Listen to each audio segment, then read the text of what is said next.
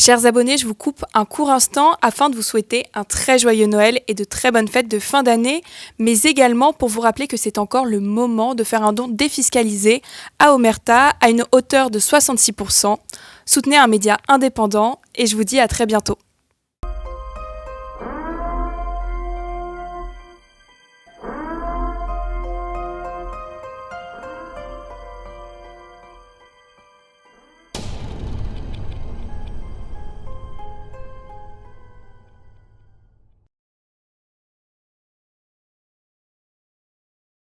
Monsieur Mbala, bonjour. Bonjour, enchanté. Bienvenue chez Omerta. Merci de m'accueillir. Comment allez-vous? Très bien, très bien. Alors j'ai un petit temps parce que je suis sous bracelet électronique, Oui. donc je suis un détenu à domicile qui doit gérer un peu ses déplacements. Et bon, j'ai décidé de passer ces quelques heures. Normalement, j'ai de 8h à 13h, donc j'ai décidé de venir vous voir. Puis après, je dois rentrer à la maison. Bienvenue. Pour commencer cet entretien et vous parler justement de justice et de ce bracelet électronique et de condamnation, j'aimerais vous faire commenter la condamnation de Pierre Palmade suite à cet accident, cet homicide, Oui. et vos condamnations, donc deux personnalités qui ont à un moment donné côtoyé le même milieu, Oui. du show business. Ouais. De la même génération, La même à peu près génération. le même âge. Ouais. Et qui finissent par être condamnés. Comment vous expliquez, vous analysez avec le recul, vous êtes condamné à la prison, lui également, mais pour deux cas de On figure prend 2 complètement ans différents. ferme chacun pour des... C'est vrai que moi je n'ai tué personne. Mhm. Alors légalement, j'ai cru comprendre qu'il n'avait pas tué en fait l'enfant, même si l'enfant est mort. C'est qu'il, dans la mesure où l'enfant n'était pas né, voilà, il y a une sorte d'astuce juridique là-dessus. Mais enfin, effectivement, on peut s'interroger, quoi. Comment se fait-il que moi, je prends 2 ans, j'ai 37 condamnations. Là, en l'occurrence, le bracelet, c'est pour une affaire fiscale de 27 000 €, alors que j'ai payé des millions d'impôts. Je pense que c'est, moi, un procès politique, et que l'on mette au même niveau un procès politique et un homicide, ça pose effectivement une question d'interrogation. Quelle est la différence entre moi et Pierre Palmade? Comment se fait-il qu'il bénéficie d'un traitement aussi clément? Ou alors, le mien était peut-être trop dur. C'est possible. L'histoire le dira.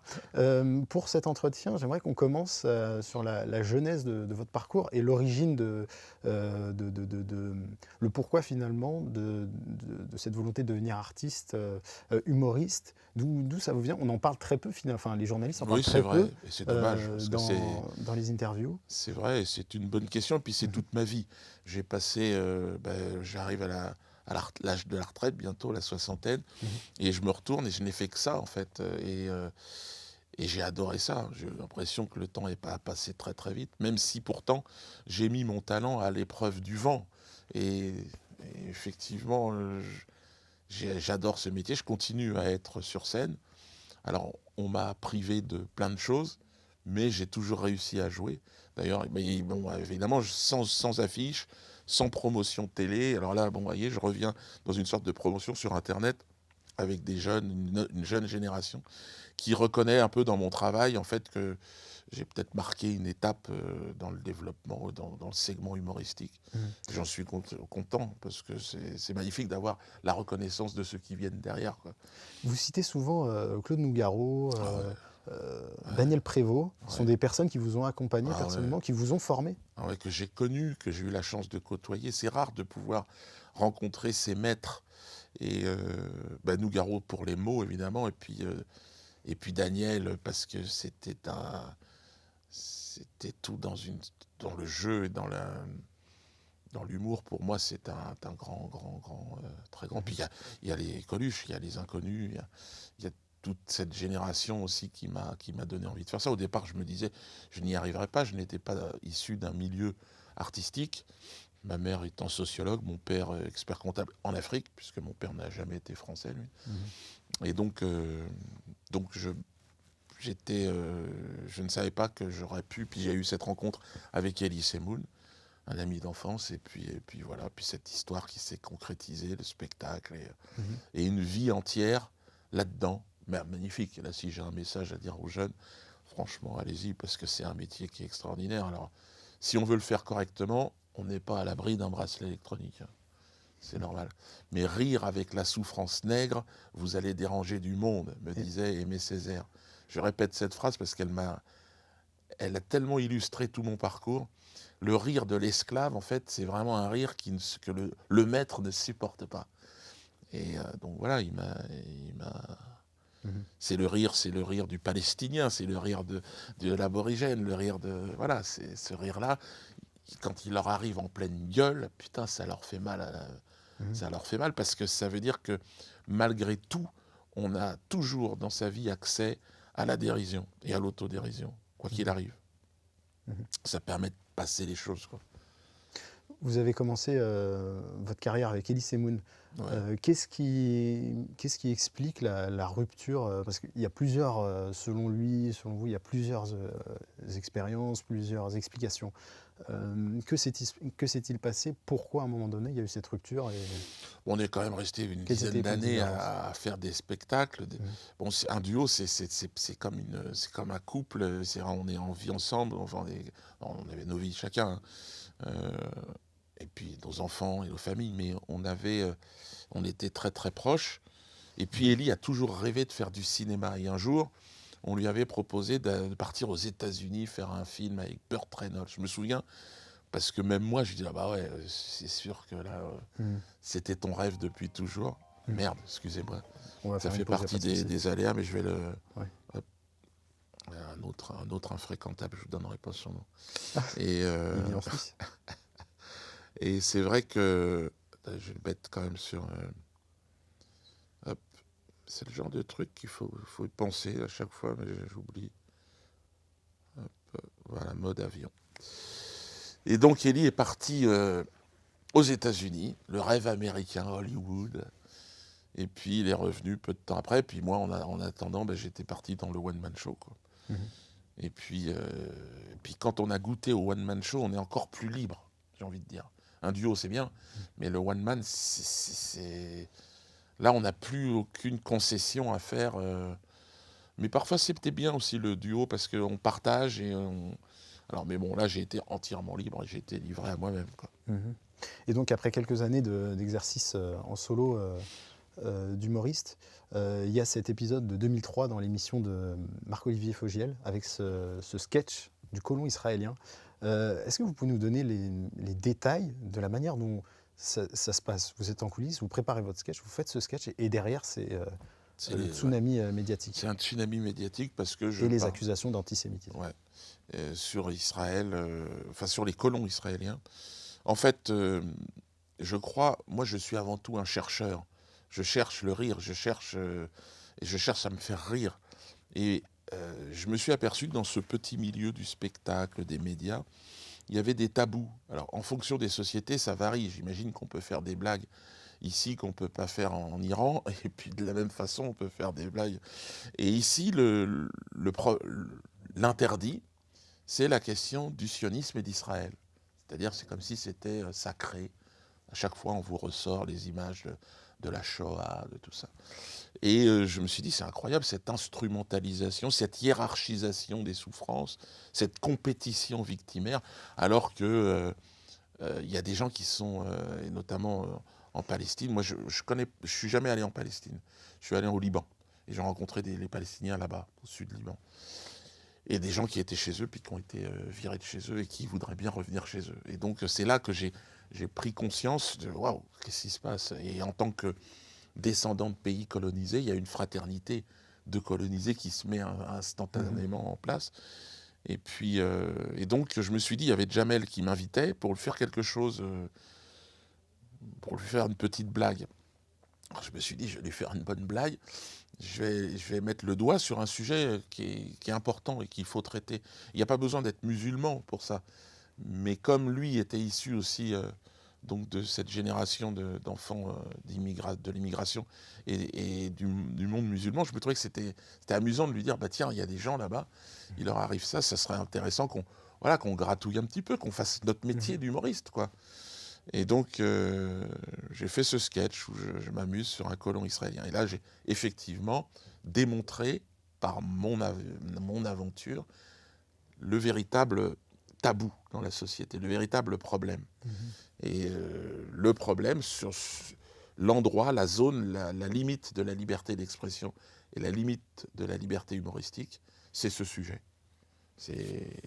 Et ça n'a pas changé aujourd'hui encore. On voit bien. Est-ce qu'aujourd'hui, vous referiez le même sketch Oui, de la même oui, manière? mais je pense mieux. Je le ferais mieux. Oui. Peut-être à l'image de Blanche Gardin, là, qui a fait un sketch extraordinaire là, après le 7 octobre. C'était. Qui découvre qu'elle est antisémite. Voilà, c'est quelque chose d'important et je pense à l'avoir quelque part inspiré aussi au travers de. C'est le parcours humoristique, le chemin humoristique. C'est un chemin de relais, quoi. C'est-à-dire chacun se passe, chacun amène. Puis là, je crois qu'elle a fait quelque chose de formidable. Oui. Elle a amené encore plus loin le projet. C'est magnifique, quoi. Et vous avez des artistes, de jeunes artistes qui viennent vous voir en vous disant, vous remerciant Énormément. Oui. Énormément. Énormément. Mais qui se cachent. Oui, ils font même dans le monde du rap et tout ça, mais dans le monde de l'humour, évidemment. Hein, j'en connais un certain nombre.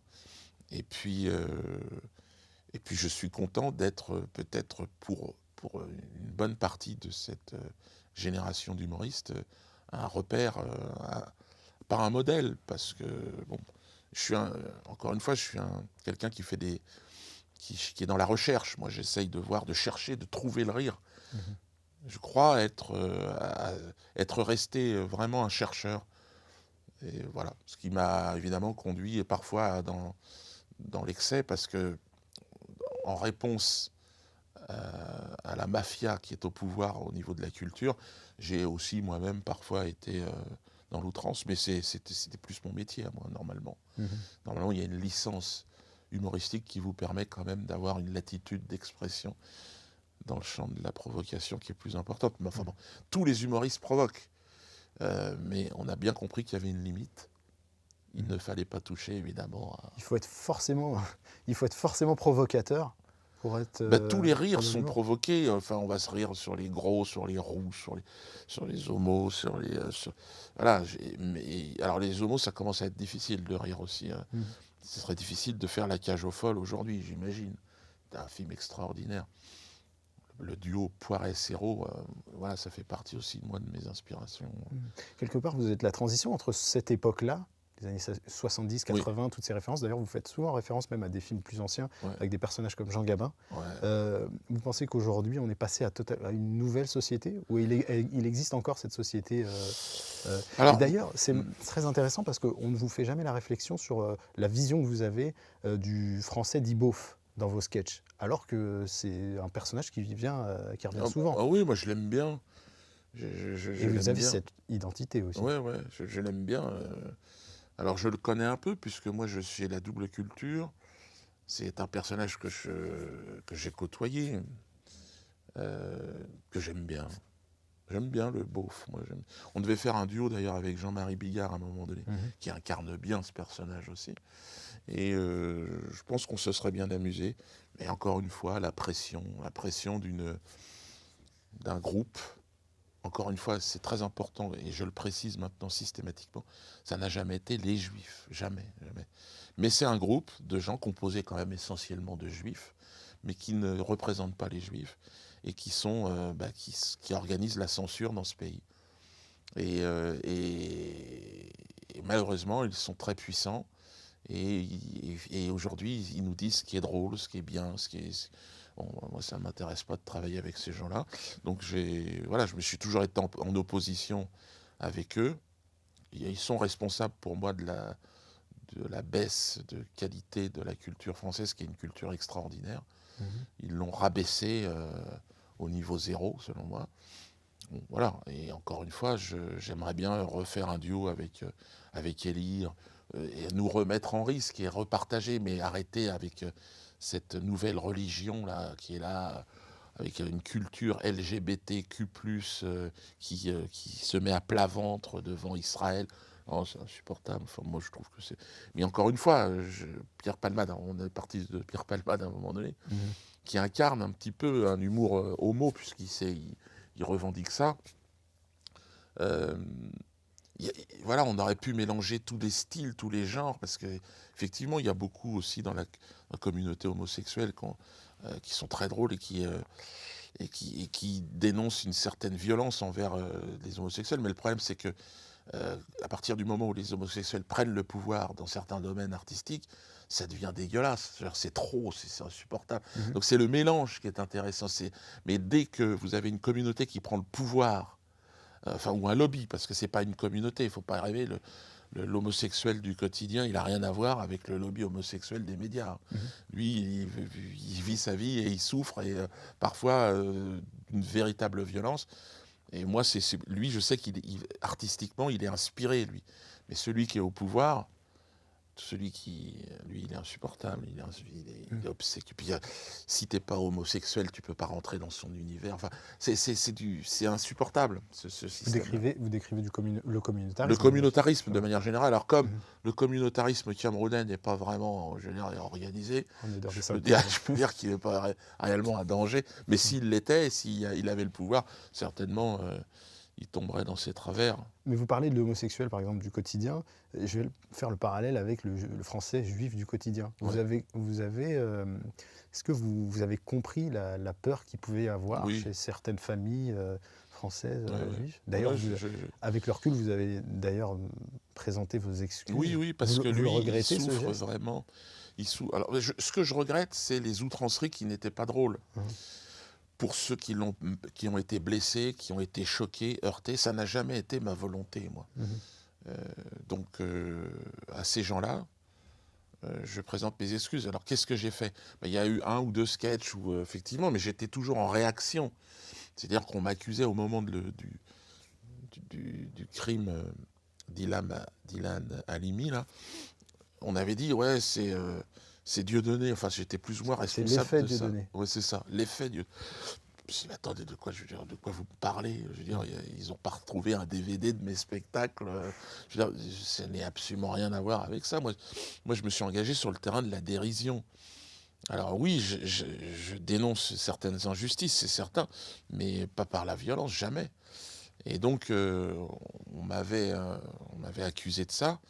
Et donc, j'avais, à l'image d'un Charlie Hebdo, été un peu trash. C'est-à-dire, j'avais dit, écoutez, moi, je ne suis pas responsable. Après, le Ilan, s'ils en ont fait un panini bolognaise, c'est pas moi. Et là, le mot panini bolognaise a pu choquer, effectivement, la famille d'Ilan Halimi. Et donc là, je ne peux que m'excuser, parce qu'à aucun moment, ça n'a été... Mais est-ce que Charlie Hebdo s'excuse quand il se fout de la gueule de Stromae, par exemple, qui a perdu son père dans le génocide rwandais, et qui font une couve comme ça, où on voit Papa t'es où? Papa Outé. Ouais, voilà. Et avec des membres déchirés, déchiquetés du corps de son père, qui effectivement a été massacré. L'humour, on a le droit. Pourquoi moi, je n'y ai pas droit? On a droit quand c'est un noir, c'est ça? On peut tout dire sur sa souffrance. Oui, oui, on peut tout dire. Et moi, je suis pour qu'on puisse le dire. Mais normalement, je dois pouvoir m'exprimer. Et non. Le nègre, tu la fermes. Voilà ce que ce lobby, cette mafia sioniste représentée par le CRIF et la LICRA, voilà ce qu'ils veulent imposer à la France. Mais ça n'est pas la France. Et ils ne représentent pas les Juifs de France, qui aujourd'hui, beaucoup me soutiennent. Heureusement. Tant mieux. On a vu aussi à travers votre parcours, et on le disait, et preuve à l'appui avec ce bracelet, on a vu la répression judiciaire, politique, et ce fameux face-à-face avec le Premier ministre Manuel Valls. Ah ouais. Avec 10 ans de recul, parce que c'était 2014, ou 2014, oui, il me semble, 2015 au Zénith 2014. Oui, 2014, au Zénith de Nantes, avec 10 ans de recul. Comment vous analysez cette situation? Est-ce qu'à un moment donné, le rôle d'humoriste a été complètement dépassé? Vous êtes devenu un homme politique pour les Français? Oui, certainement, mais ça m'a dépassé. Je veux dire, j'ai été à la fois acteur et spectateur. L'ordonnance du Conseil d'État du 9 janvier 2014 a marqué un tournant dans le droit, dans l'histoire de l'expression, de la liberté d'expression, puisqu'elle autorisait donc une interdiction a priori. C'est-à-dire que jusqu'alors, il fallait avoir prononcé des mots pour être poursuivi et être condamné. Là, on peut interdire avant même que le spectacle ne se déroule. Et cette ordonnance, qui a été contredite d'ailleurs 1 an plus tard, on n'en parle jamais, mais elle a été contredite par le même Conseil d'État, eh bien, cette ordonnance, elle est étudiée aujourd'hui dans les universités de droit. Donc il y a plein de futurs avocats, de juristes qui viennent me voir au spectacle et me disent, puis tu sais, j'ai étudié l'ordonnance Dieudonné qui porte mon nom. Et donc, oui, je sais que j'ai marqué. Alors Manuel Valls, par souci politique, par ambition, a joué, on va dire, sa carrière politique en suivant le CRIF et la LICRA, la mafia, qui contrôle, c'est vrai, une bonne partie des médias. Encore une fois, ce ne sont pas les Juifs, nos compatriotes, qui aujourd'hui sont les premières victimes de cette mafia, hein, qui se sert d'eux comme d'un bouclier humain. Et donc, cette mafia qui est responsable de l'antisémitisme, selon moi, en hiérarchisant les souffrances, en organisant une compétition victimaire, cette mafia, il s'est dit avec eux, je vais, et effectivement, le lynchage dont j'ai été victime, dont il a été le premier promoteur, eh bien, ce lynchage lui a permis de passer de ministre de l'Intérieur à Premier ministre. Et puis alors là, il s'est lâché. Une fois qu'il était Premier ministre, il a dit, puisqu'on ne peut pas, en France, l'interdire de parler, on va faire comme avec Al Capone, et donc on va mettre tous les services fiscaux, et plus encore, il nous a expliqué, pour le neutraliser. Et aujourd'hui, je me retrouve avec ce bracelet pour 27 000 € de TVA. Quand vous faites des millions de chiffres d'affaires, c'est quand même assez incroyable. Et que vous avez payé des millions d'impôts. Encore une fois, je le répète, et moi, je ne suis pas parti à l'étranger. J'ai continué à payer mes impôts ici. Donc le patriote de l'impôt que je suis s'est vu attaqué. Et puis, vous savez, la justice, c'est pareil. C'était une sorte de blocos indépendant, et puis avec le temps, avec l'usure, avec la puissance de cette mafia, eh bien, je me suis vu, j'ai observé la justice, je l'ai vu évoluer, hein. Et c'est incroyable, j'étais sur le mur des cons du syndicat de la magistrature. Donc je suis jugé par des gens qui me prennent pour un con. Donc, mais au-delà de moi, c'est les Français, et puis particulièrement, je vous le dis, les Français d'origine africaine. Il suffit de voir comment sont remplies les prisons aujourd'hui, essentiellement, hein, de populations africaines, d'origine africaine. C'est intéressant ce que vous dites, parce que depuis le début de notre entretien, il y a quelque chose qui ressort de vos propos, c'est le fait qu'il y a donc une classe politico-médiatique qui oriente, pour le moins, la société française. Et elle est quelque part, c'est une classe sociale foncièrement raciste. C'est-à-dire que ce que vous dites, c'est que pour toute personne qui ne fait pas partie donc de ce milieu, n'est pas considéré comme un citoyen. C'est ça. Est considéré comme un citoyen de seconde zone. C'est ça. Et c'est pas seulement une question ethnique. Hein, c'est pas bon. D'abord, évidemment, les gens d'origine africaine, du Maghreb ou d'Afrique noire ou des Antilles. Bon, c'est clair. Il suffit de regarder la population carcérale. Bon, pour moi, je savais déjà en rentrant dans ce métier que c'était plus ou moins la terre promise. Fleury-Mérogis, si je voulais faire marrer les gens. Et donc, c'est ce qui s'est passé d'ailleurs. Et donc, oui, mais là encore, c'est diviser pour mieux régner.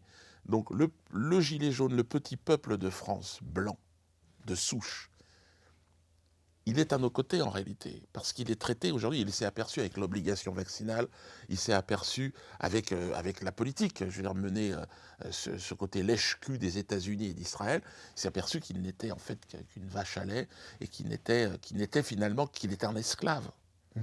Alors donc, c'est pour ça que j'étais aux Antilles, là, et on en parlait. Bienvenue au club, les amis, bienvenue. Français de souche, bienvenue au club. Vous êtes considérés comme des animaux, voilà.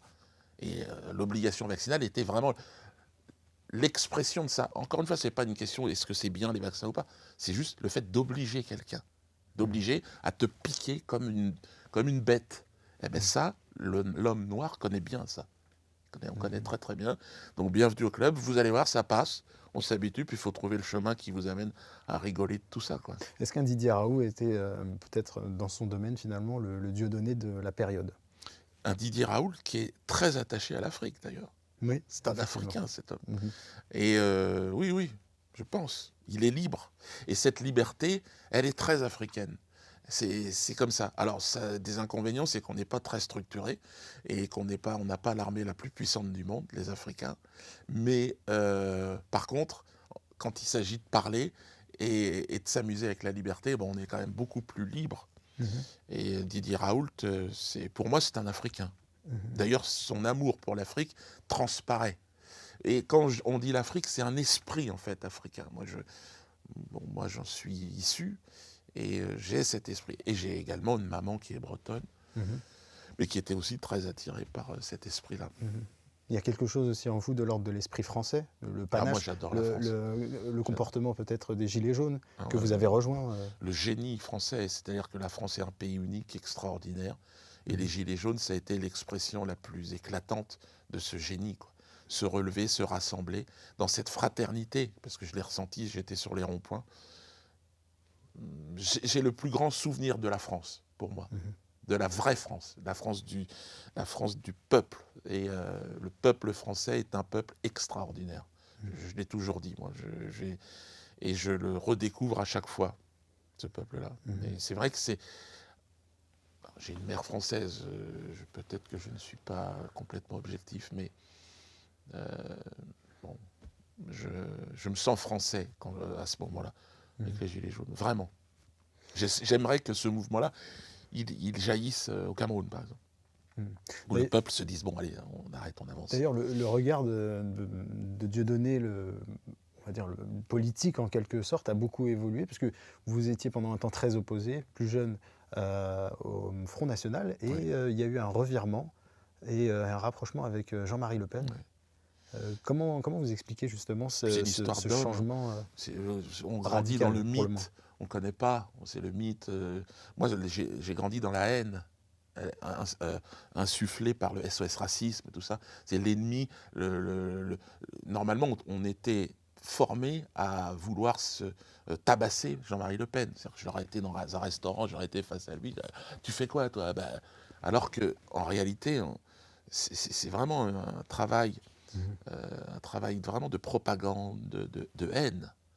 Et moi, ma curiosité personnelle, quand je dis que j'étais un chercheur de l'esprit, j'ai voulu voir le diable, j'ai voulu connaître, comprendre, ne sachant plus très bien où est le bien dans une société qui part en couille. Je me suis dit, bon, je vais aller voir le mal, déjà ça va me donner une direction. Et puis, j'ai rencontré un homme qui n'incarne pas le bien, c'est pas la question, mais qui n'est pas le mal. Et puis surtout, c'est quelqu'un qui est libre, quoi, que c'est un esprit libre, et puis on a rigolé.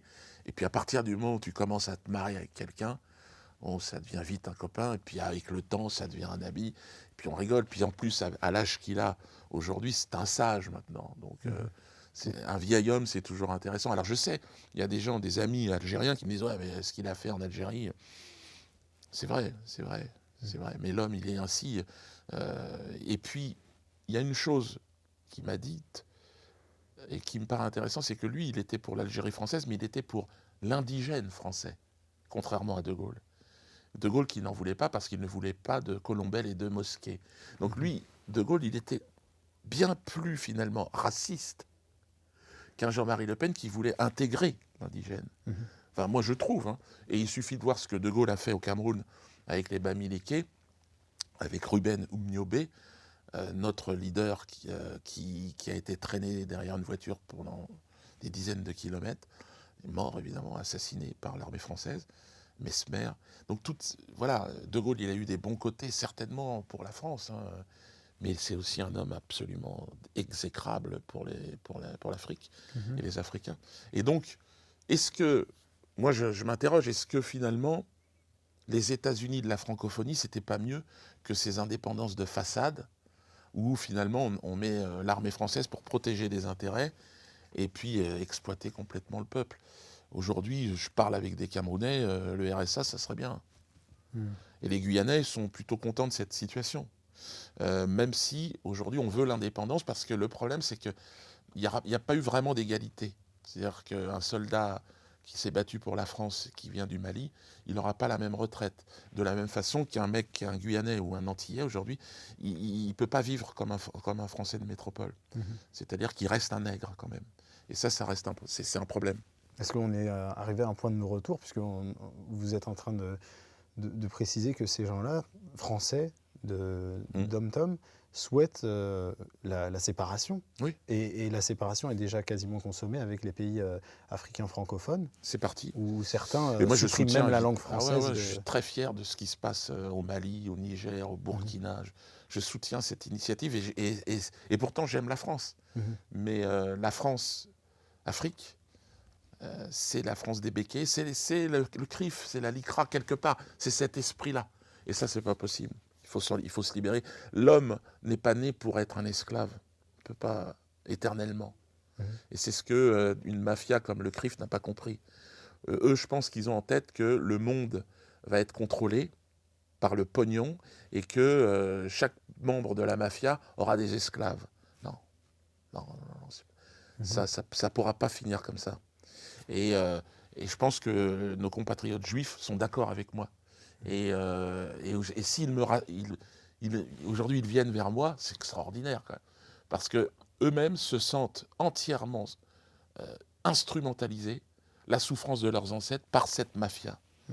Il faut bien dissocier vraiment les deux. Et je pense qu'à partir du moment où on a compris, eh bien...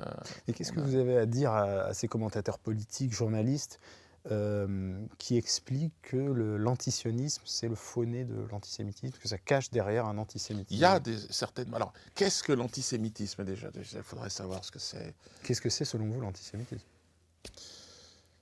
Il y en a qui disent que c'est des gens qui n'aiment pas les juifs. D'autres disent que c'est des gens que les juifs n'aiment pas. Moi, j'ai envie de dire que c'est un argument, le chantage à l'antisémitisme, qui sert la mafia, une mafia, qui a le pouvoir. Voilà. Et, vous considérez qu'il n'y a pas d'antisémitisme? c'est possible si des gens le disent et le ressentent. Il faut respecter leurs sentiments. Moi, je respecte quelqu'un.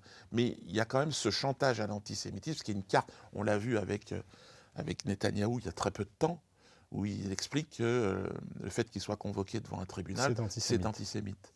Donc on le voit avec chaque fois, hein, le mec, c'est antisémite. C'est une carte qui a été très efficace, qui l'est de moins en moins. Et moi, j'ai envie de dire à mes compatriotes juifs, évitez de... Parce que là, vous commencez à énerver les gens. Parce que moi, je n'ai pas dit systématiquement vous êtes négrophobe. Alors que la négrophobie, je veux dire essaye de trouver du boulot, essaye de trouver un logement. Quand tu es noir ou maghrébin, c'est quand même plus compliqué que quand tu es juif. Donc ce racisme du quotidien, voilà. Mais en même temps, le peuple français n'est pas raciste. C'est ça qui est... Le peuple, lui, il n'est pas du tout raciste. Et moi, je l'ai vu sur les ronds-points. C'est l'un des peuples les plus accueillants, les plus extraordinaires qui soient. Donc, Zemmour arrive pour vraiment entériner la division. La rupture, oui. La rupture. Et c'est quelqu'un qui joue sa partition. Moi, je veux dire, il dit quand même des choses vraies. Il existe et ils sont en train d'alimenter un racisme anti-blanc. C'est vrai. Il y a aujourd'hui un racisme anti-blanc. Oui, mais basé sur quelque chose de réel. C'est-à-dire que... Mais il ne faut pas se prendre la photo sur le racisme anti-blanc. C'est-à-dire que les Blancs n'ont rien à voir avec ce qui s'est passé. Mais en même temps, ce sont des Blancs qui ont créé qui ont participé au colonialisme, au massacre de certains peuples. Et ils ont une grande responsabilité, les Occidentaux, dans la situation dans laquelle on se trouve. Mais se trouve le monde. Mais ce ne sont pas les Blancs. Voilà. C'est toujours l'amalgame qui crée pas d'amalgame. Division. Surtout pas d'amalgame. Pas de compétition victimaire, pas de hiérarchisation. Mais pas d'amalgame, ouais, ça, je l'ai bien compris. Vous avez, il y a quelques années, quasiment 20 ans, constitué une liste antisioniste. Ouais. Est-ce qu'aujourd'hui, vous referiez une liste antisioniste? Alors, on parlait tout à l'heure, qu'est-ce qu'un antisémite, qu'est-ce qu'un Parce que antisioniste? justement, on n'a pas eu la définition d'antisioniste. Voilà, antisémite, donc je ne sais pas vraiment, j'en ai pas rencontré beaucoup, des gens qui veulent vraiment du mal aux juifs parce que juifs. J'ai pas eu l'occasion de discuter. Moi, en même temps, il y a eu une histoire, il y a des précédents. Ouais. De la même manière qu'il y a eu une histoire du racisme anti-noir, il y a eu une histoire du racisme envers les juifs. Oui. Donc ça a peut-être alimenté aussi, comme vous le disiez. Oui, mais je pense que à chaque fois, les choses sont... Il existe aussi un racisme de juifs envers les non-juifs. Il y en a qui sont comme ça. Et puis il y a des juifs qui sont accueillants, qui ont envie de vivre avec les autres. Bon. Et puis il y a des juifs qui veulent vivre à Israël. Dans Israël, il y a des gens hyper radicaux. Et puis il y a des gens qui sont beaucoup plus ouverts. Bon. Et moi, ce que j'ai envie de dire, c'est que ma vision de l'antisionisme, oui, j'ai été anti-communautaire et anti-sioniste. Mais avec le temps, je trouve que être anti, ce n'est pas être pour quelque chose en commun, et que même si je reste proche évidemment du combat anticolonialiste des Palestiniens et des Libanais en ce moment, que je connais plus, je ne connaissais pas Israël, je ne connaissais pas ce projet, ça me paraissait aberrant, c'est la création d'un État sur le dos d'un peuple qui n'est absolument pas responsable de ce qui s'est passé pour le peuple juif, quoi, puisqu'ils ont subi. Et puis au Cameroun, j'ai un frère qui est colonel dans l'armée et qui m'a expliqué que c'est grâce à un encadrement israélien qu'on a pu repousser les djihadistes de Boko Haram qui tuent à tout va dans le nord Cameroun, au Tchad et au Nigeria. Ils kidnappent des enfants dans les écoles, des tarés, mais qui n'ont rien à voir avec l'islam, on est d'accord, hein, mais des tarés qui ont profité, on va dire, de la chute de Kadhafi et de la Libye, qui se sont armés et c'est des gangs en réalité.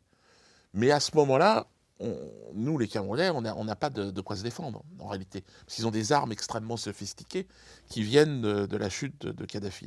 Et donc, on se retrouve dans une situation, et si on n'a pas des armes pour pouvoir répondre... Et donc là, c'est là où Israël a livré au Cameroun des armes et a un encadrement pour les utiliser de gens. Et donc, c'est la première fois de ma vie que je rencontrais des Israéliens sur la question camerounaise et de Boko Haram. Et donc là, être antisioniste à ce moment-là, ça veut dire quoi ? Là, c'est juste que en Israël, chez les sionistes, il y a une contradiction. Il y a des contradictions. Rien n'est simple en réalité. Et l'antisioniste que j'étais, confronté à cette réalité, Kolofata, c'était un village où on s'est battu parce que Boko Haram commençait à gagner du terrain.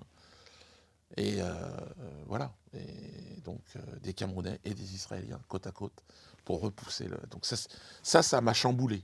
Ça m'a. Et donc ça vous a fait évoluer, par exemple, sur le sujet du conflit israélo-palestinien.